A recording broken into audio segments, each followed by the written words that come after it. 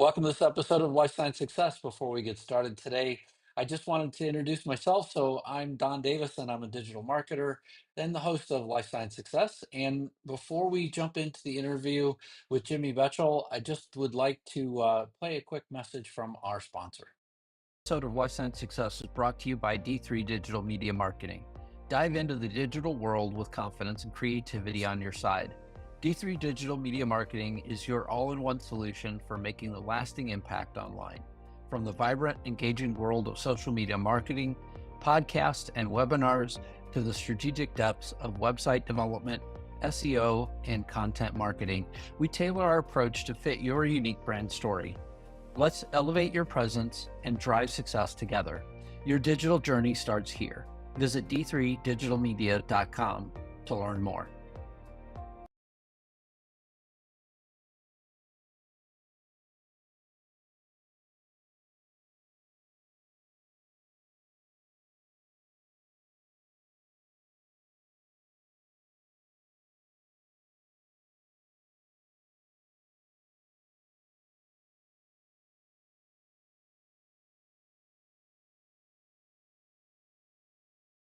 Hang on one second. I gotta unmute us. It's really strange, folks.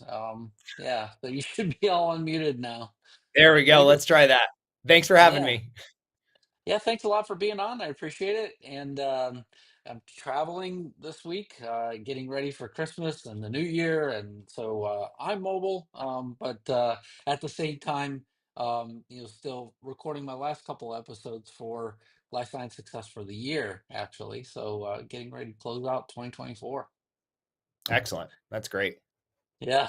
Yeah, I think I got some stats from get some stats from YouTube the other day. It was like in 2024, you conducted already 157 live events on YouTube, and it was amazing to me to think that there was that many different things that I put out there Yeah, it's live incredible. as well. How do you find time to do it all, right? I mean, if that would equal days, it's almost half a year.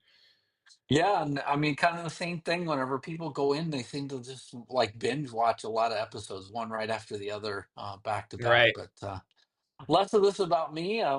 Well, first of all, welcome to Life Science Success. But I would love to hear a little bit more about you, and then what led you, more or less to the clinical research arena. What brought you here? Yeah. So I am one of the many, many people in clinical research that it wasn't my, I guess, ideal career path. It wasn't something that I was set on. I don't think there's very many people that leave college and say, I want to be in clinical trials. So I was actually exiting my education, looking to go into healthcare finance. And I got an internship at a local organization, a multi specialty physician owned clinic back in Oregon in the Willamette Valley, where they happened to have a research department, and that research department happened to report up through the CFO who I was interning with, and a job and an opportunity came up, and he said, "You should take this. It pays pretty well." And I was like, I mean, I guess I'll just consider it a stepping stone. It's a job, right? I didn't have one yet. I was kind of this free intern working, and the rest is kind of history. I fell in love with it and the dynamicism that exists in clinical trials, and the work that I was doing, and the work that clinical research in general does was really inspiring. And I haven't looked back since. Yeah, I think having it be a dynamic environment is one way to describe it. I've heard a lot of. I mean, it's not something that I've done or that I've specialized in at all, and so it just seems to me like there's a lot of both sort of tracking tactical things as well as sort of looking ahead at like all the things that are coming at you as well. It seems like it is a real dynamic environment as you described it. Yeah, absolutely. It's hardly ever the same day over day, and it's moving really fast, just like medicine, right? We're on the cutting edge of medicine development. So as medicines and molecules come to market, and we're developing new ways to do them, and different, kind of treating different therapeutic areas, it's just so different every single day. Yeah, and how is your experience working for both site and site sponsor perspectives shaped your approach to your current role? Yeah. So at SCRS, I kind of sit at this really apex role with the relationship between the sites and the sponsors, and really a lot of other players in the industry, like the CROs as well. But that bringing both of those perspectives has been really, really important to trying to find ways for those two constituent groups in the execution of clinical trials to work better together. Is a lot of what we try to do. Our primary focus is on site sustainability at the society, but a lot of what we do is how we do that together and finding ways to collaborate more effectively. So being able to bring that direct site and direct sponsor experience into the work has been really instrumental in allowing us to advance some of the work that we do. Very good. And then what joined you? What more specifically prompted you to join SCRS? So it's an interesting journey. So I was at the site, and then I was at the sponsor side of things, and then I found my way to SCRS. And all along, I was actually working pretty closely with SCRS. We were members when I was at the site, so I got an opportunity to be part of SCRS through that avenue. But then when we were at the sponsor, I was in a department that was working really closely with SCRS, so I had the opportunity to interact and conduct work with them from that side as well. So it kind of seemed like a really logical progression for me when it came to the work, and I saw a lot of the great work that SCRS was doing to advance the work that was needed to be done at the research site and solve some of those challenges that I saw existing at the sponsors, and felt like it could bring a really positive impact more holistically than I could at either the site or at the sponsor. So it would just kind of seem like a logical progression to me. And then when the opportunity came up, I jumped on it. So let's talk a little bit about your role. So you're a VP of site engagement. What is that, and what does it entail? Yeah, absolutely. So I oversee, as the name would allude to, a lot of our site member engagement work, and that comes in a variety of different forms. A lot of it has to do with membership and what we're bringing to the research site members and how we help them specifically with executing their clinical trials and growing their businesses. And the other side of that, as a lot of it is education work. So I actually oversee our education department as well, and the content and the webinars and the various different projects that we do to help maintain their level of knowledge that they do to be successful in the industry. I also oversee a lot of our projects that our industry partners develop with us. We call them global impact partners, and we have a lot of initiatives and projects that relate to the work that they do, and I oversee a lot of the execution of those, because a lot of that has to do with again, engaging the membership to advance some of that work together. Yeah, so in terms of SCRS itself, it seems like they have a very broad reach as well. So 11,000 research sites, 54 countries. How did the organization unify and amplify the voice of the diverse global community? So it's a great question. We tackle that in a lot of different ways. I kind of relate it back to our pillars. SCRS stands kind of what the foundation of the work that we do is around mentorship, education, connection, and mentorship, education, uh, connect, and there's one other one, it's eluding me right now, but they that underscores a lot of the work that we do as an organization, and everything that we do kind of ties back to one of those pillars, and helps the sites in a variety of different ways, because some of them need different things. Some of them are at different phases, right? The site that's been around for 20 years probably doesn't need mentorship, but maybe those connection and education opportunities are something that's a little bit more valuable to them. And conversely, for a site that might be just starting out or just getting into the industry, that mentorship and that education is valuable. The connection opportunities that they're able to make through the society, and can really, really help them as well. Again, I harken back also to the initiatives and the programs that we do. So we have a variety of different projects and initiatives, different long-term programs that we have in place that are focused on, again, advancing the work of the sites and promoting their sustainability long-term. And membership is also part of that, right? So the sites joining and being able to participate in those kinds of things and really amplify their voice amongst many others has made a really big difference in the site space, where traditionally the voice of the singular site is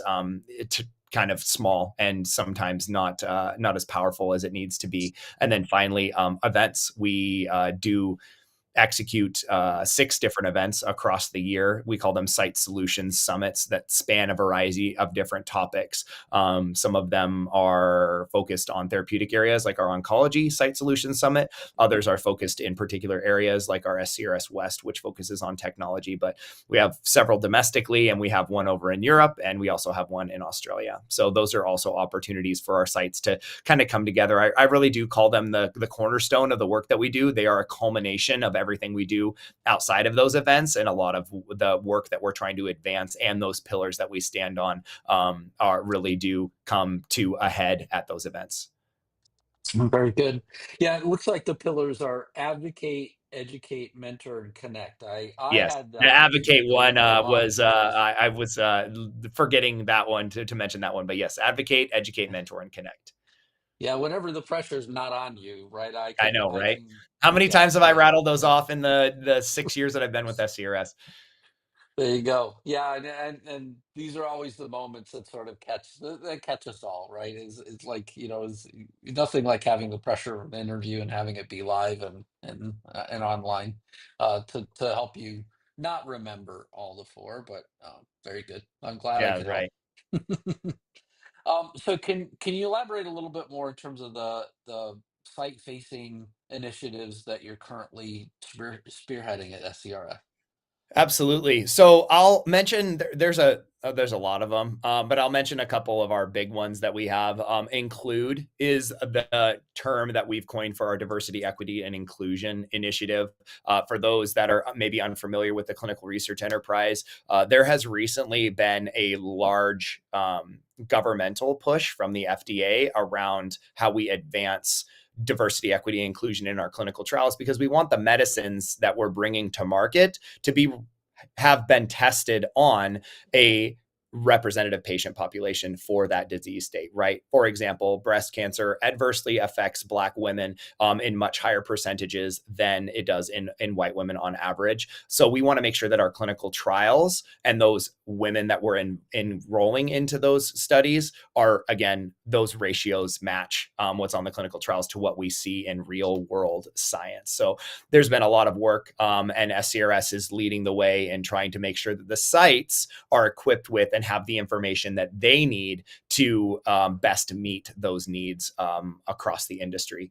The Digital Innovation Initiative, or DII for short, is one that is focused on technology. Over the last several years, we've seen this really exponential growth in the amount of clinical trial-based technology and remote services that are being used on the clinical studies. So we're asking sites to use new technologies in a variety of different ways, more so now than we ever had before, is another way to say that. So this initiative aims to make sure that sites are prepared for, they have the information, tools, knowledge, and et cetera, to really be successful with implementing those technologies. But also, we work in a way on this initiative to make sure that we're gathering information from the sites to be able to provide back to the sponsors and CROs that are asking the sites to use this technology, and kind of making sure that they're aware of the challenges and what the solutions need to be in that space at the site level. And then finally, the SCRS oncology program. This one's definitely near and dear to our hearts. Our founder, who passed away several years ago from ocular melanoma, this was,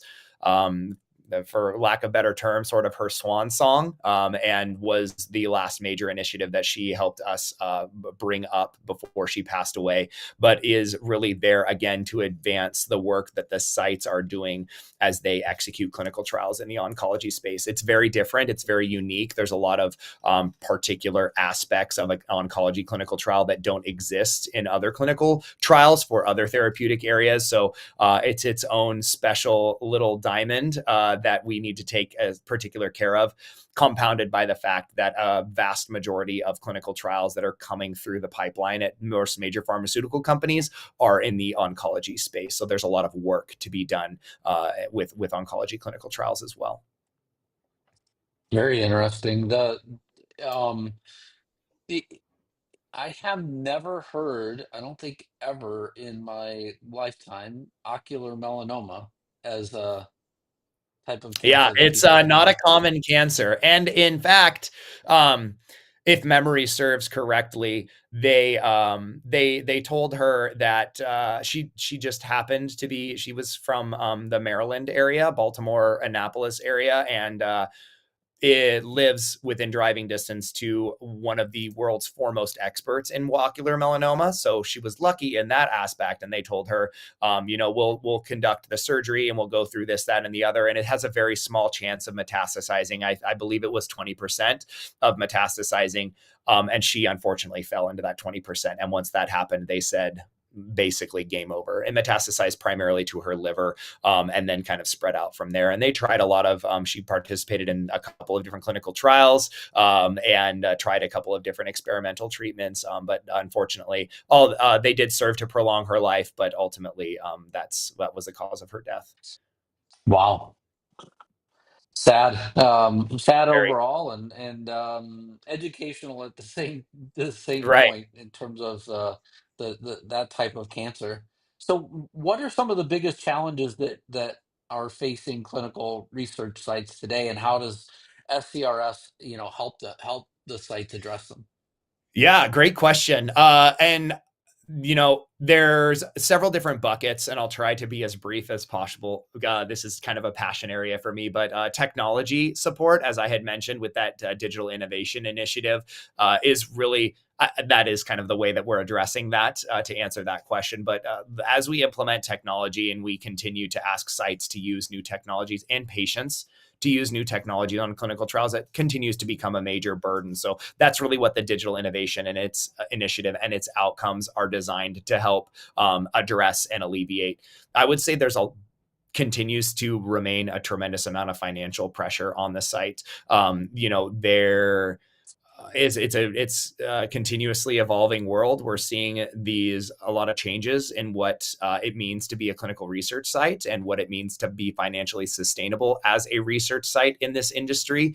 And when you're having budget and contract negotiations with a multi-billion-dollar pharmaceutical company, it can be a real challenge to be able to receive the amount of payment that you deserve as and to cover your costs as a clinical research site executing trials. So we do a lot of advocation work in this space and a lot of education to the sites, speaking back to those pillars, so that they're equipped with the kind of the knowledge, the foundational understanding of what it means to negotiate a good budget and do things like cost analysis and what some of the hidden costs are in clinical trials. Protocols continue to become more and more complicated as time goes on. We're definitely not headed in the simplification direction.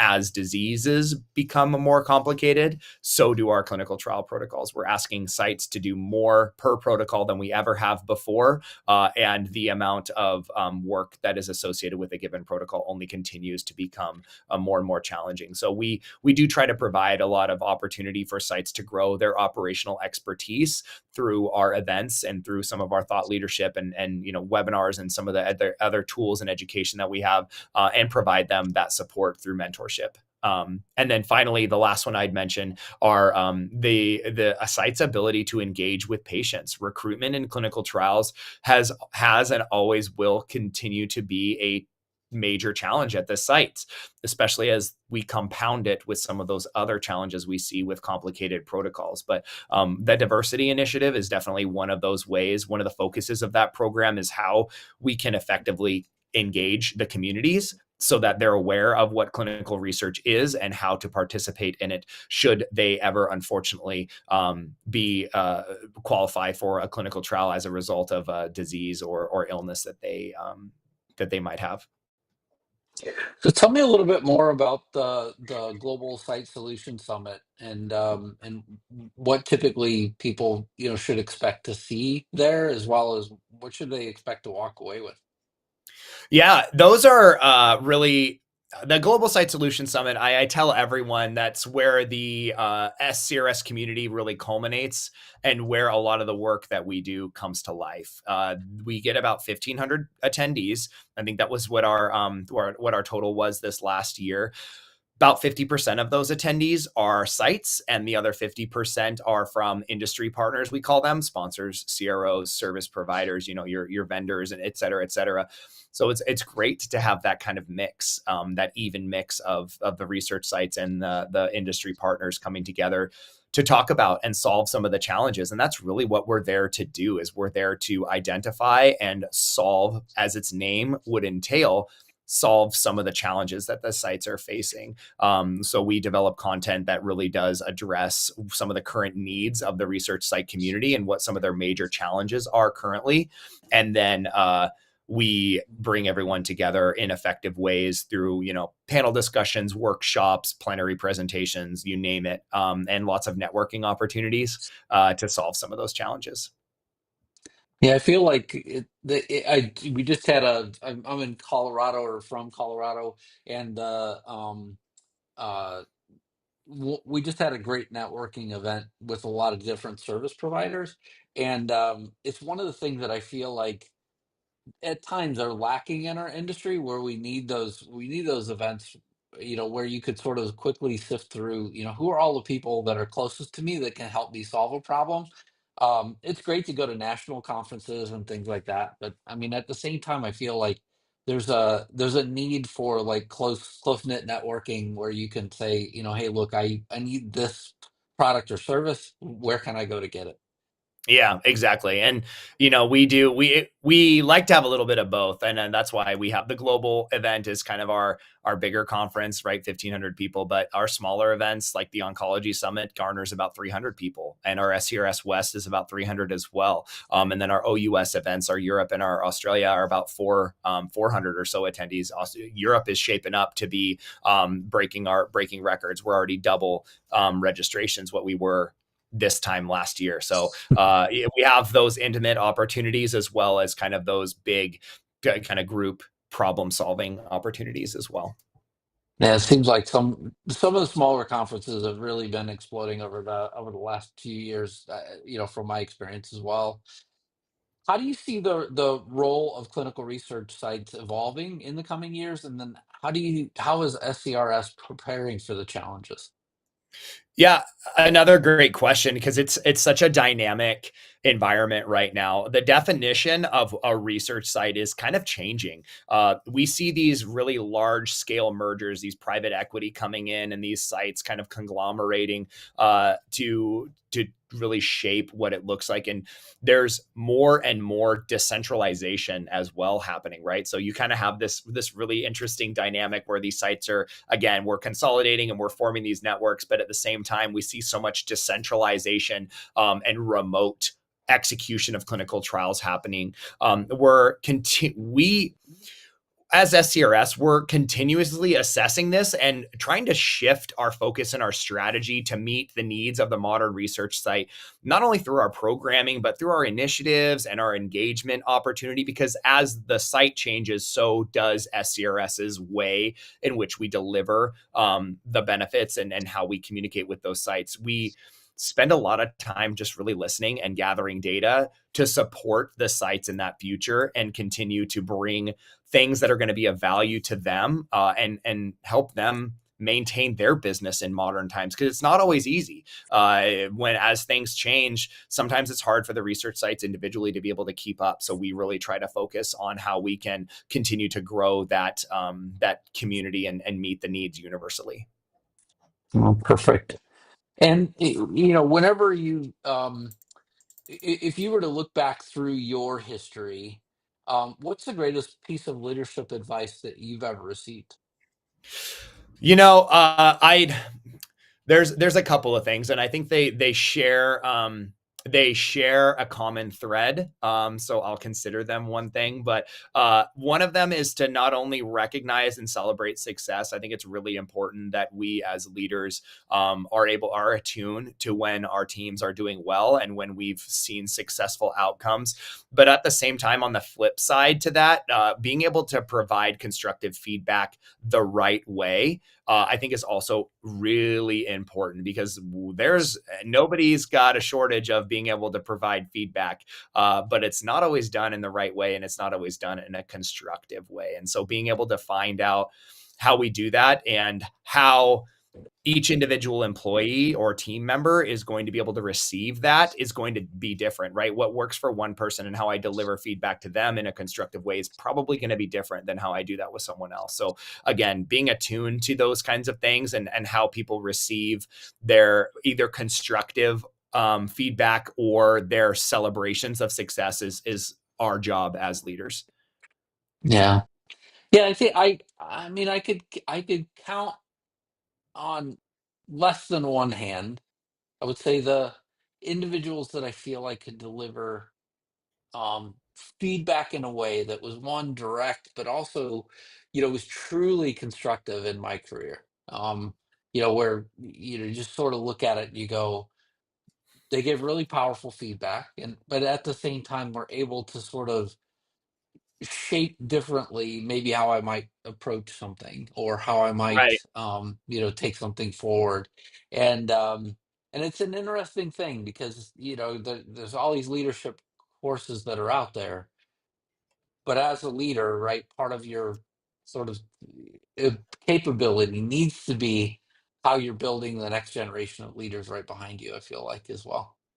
That's exactly right. Yeah, and it's so interesting to see, because there's people in my life right now in a variety of different capacities that I see and listen to how they give feedback or how they've given feedback to their teams, and I'm just like, have you ever read a leadership book? Like, do you not understand that that is not how you do this if you want to inspire people and actually get them to change and not just burn them out and make them feel like they're not doing a good job? Because that line is so easy to cross. And I think it's for a lot of people that doesn't really come natural. It's kind of a thing you have to practice and you have to be very conscious of. I know for me, I you want to scream at people sometimes, but in order there, it's, you can't do that. It's not going to get the best out of them that you're going to do. And finding when how to deliver that, I think is an invaluable leadership skill. You can go a long way if you're able to do that successfully. Oh, so true. Which leads me to my next question: what inspires you? Right now, in this role and what I've seen over these last few years, particularly, and I hate to say since COVID, because everyone always says since COVID, but truly since COVID-19, and the really truly detrimental effect it had on clinical trials and clinical research that most of the world is going to be completely oblivious to. Their resilience and determination is really, really inspiring. It continues to inspire me and to inspire my work and the job that I do on a daily basis. It really does drive me, and I know it drives a lot of the rest of the team towards success, to see how determined they are despite some of the really insurmountable challenges that we face and how slow this industry seems to work and seems to change. They're still there. They're still treating patients. They're still executing on these clinical trials despite all of it. We talk all the time how if this was any other industry, there's no way that the things would continue to be the way that they are. But we do. We just kind of keep on trucking through regardless, because at the end of that road is a patient that's waiting for a medication. And so we all kind of ground and center ourselves around that. And, you work through the hard stuff to help bring medicines to those patients. Yeah. Well, I mean, and so critical that they do continue as well. What concerns you? Yeah, no. The I kind of alluded to it, but the speed at which this industry changes is something that always concerns me, because I've been in this industry long enough now that the problems that I was facing at the research site are still problems today.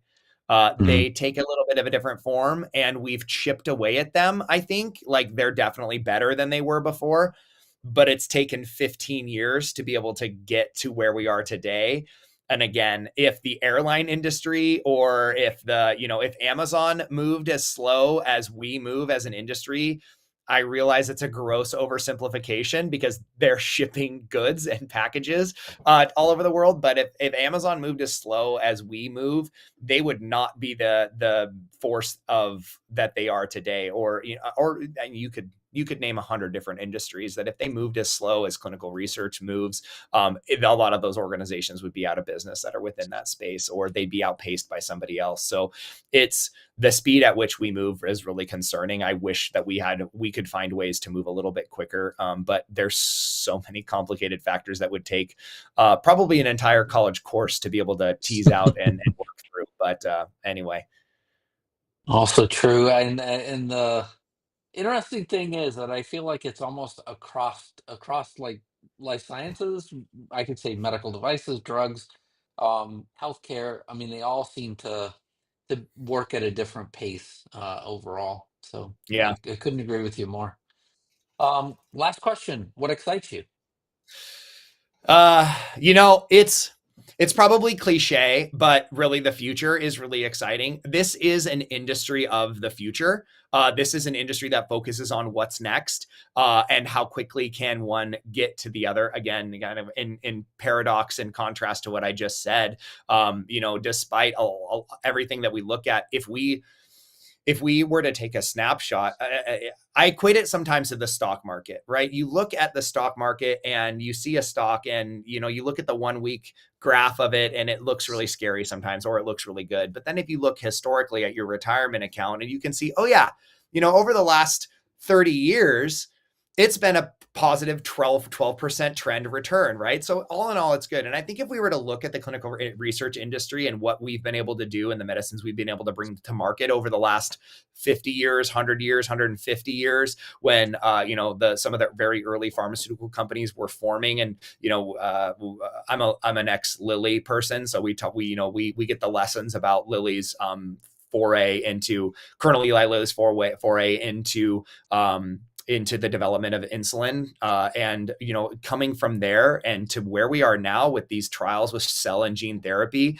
and there's more trial starts than there has ever been before, and therefore more opportunities to find new medicines for patients, and R&D spending has never been higher. But you compound it with some of those other things that we talked about, and it paints a challenging picture for our industry. And so it will be very interesting to continue to see where we head and where we go. But it is exciting, I think, and I think that's part of what drives a lot of people in this industry is the excitement for the future, and what's next is really at the center of everything that we do for those patients. Yeah, absolutely. Well, Jimmy Bechtel, thank you so much for being on the Life Science Success podcast. I really appreciated, hearing about SCRS and everything that you're working on. And, I wish you all the best. Yeah, it was a pleasure. Thank you for having me. Yeah, thanks a lot.